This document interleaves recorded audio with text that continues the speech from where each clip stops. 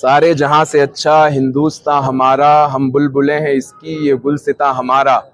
اور اے آبرود گنگا وہ دن ہے یاد تجھ کو اترا تیرے کنارے جب کارواں ہمارا۔ بڑے افسوس کے ساتھ یہ کہا جاتا ہے کہ جس ملک ہندوستان کی آزادی کے لیے ہمارے پرکھوں نے اپنی خون کے نذرانے پیش کیے، ملک ہندوستان کی خاطر ہمارے پرکھوں نے اپنے جان مال تن من دھن کی قربانی دی، اس کی آبیاری کے لیے اپنے گھر کو قربان کیا، اس کی شجرکاری کے لیے اپنی جانوں کے نذرانے پیش کیے، آج انہی کی اولادوں کو شک کی نظروں سے دیکھا جاتا ہے۔ جس ملک ہندوستان کی آزادی کے لیے علامہ فضل حق خیر آبادی نے جہاد کا فتویٰ دیا، جس ملک ہندوستان کی آزادی کے لیے سید کفایت اللہ کافی نے پھانسی کا پھندا چوما، جس ہندوستان کی آزادی کے لیے اشفاق اللہ خان نے پھانسی کا پھندا چوما، جس ملک ہندوستان کی خاطر 2 لاکھ علماء کرام کو پھانسی پر چڑھا دیا گیا، آج انہی کی نسلوں کو یہ کہا جاتا ہے کہ تم اپنی وفاداری کا ثبوت دو۔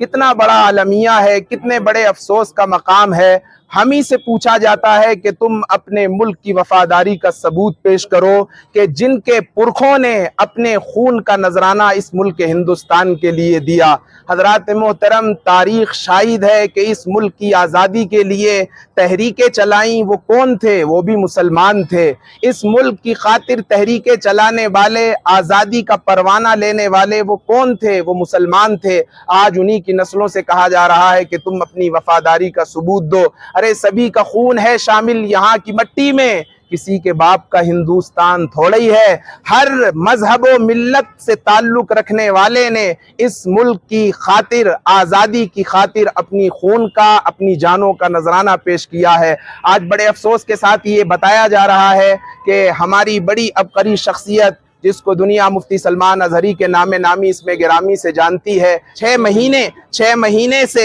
انہیں قید و بند کی صعوبتوں میں مبتلا کر دیا گیا ہے، اور چارج کیا لگایا ہے کہ انہوں نے ایک ایسا جملہ بولا جو دوسرے مذہب کو ہرٹ کرتا ہے۔ آج آئے دن ملک ہندوستان کے اندر اسی مذہب اسلام کے ماننے والوں کو وہ کون سا لفظ ہے جو استعمال نہیں کیا جاتا ہے، وہ کون سی غلاظت ہے جو مسلمانوں کے خلاف نہ بکی جاتی ہو، آج ان لوگوں پر کون سا چارج ڈالا جا رہا ہے، آج ان لوگوں کی کون سی گرفتاری کی جا رہی ہے، جبکہ مفتی سلمان اظہری صاحب کے سیاق و سباق کو کاٹ کر کے ایک مذہب پر چسپا کر دیا گیا۔ ان کا نہ کوئی انٹینشن تھا، ان کا نہ کوئی منشا تھا، ان کا منشا کچھ اور تھا، وہ کسی اور کانٹیکس میں بات کر رہے تھے، لیکن ان کو تعصب کا نشانہ بنایا گیا، ان کو تعصب کا نشانہ بنا کر کے 6 مہینے سے انہیں قید و بند کی صعوبتوں میں مبتلا کر دیا گیا ہے۔ ہم تمام ہی لوگ ملک ہندوستان کی گورنمنٹ سے یہ استدعا کرتے ہیں کہ انہیں جلد از جلد رہا کرایا جائے، انہیں جلد از جلد رہائی دی جائے، اور خاص کر کے گجرات کی گورنمنٹ سے